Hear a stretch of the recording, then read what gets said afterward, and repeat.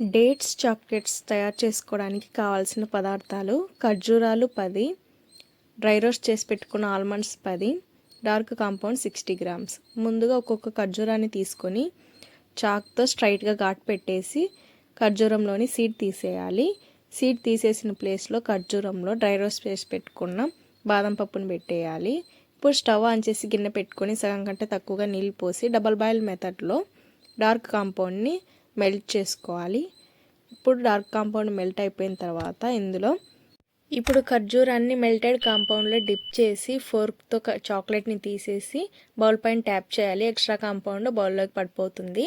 ఇప్పుడు ప్లేట్ పైన butter paper వేసి బటర్ పేపర్ పైన చాక్లెట్స్ అన్ని పెట్టేయాలి. ఇప్పుడు వీటిని ఫ్రిడ్జ్లో 5 to 7 minutes ఉంచాలి. చూడండి, పూర్తిగా చాక్లెట్స్ రెడీ అయిపోయాయి. వీటి యొక్క ఫుల్ లింక్ వీడియో టైటిల్ కింద ఇచ్చాను, చూసేయండి. Thank you so much for watching.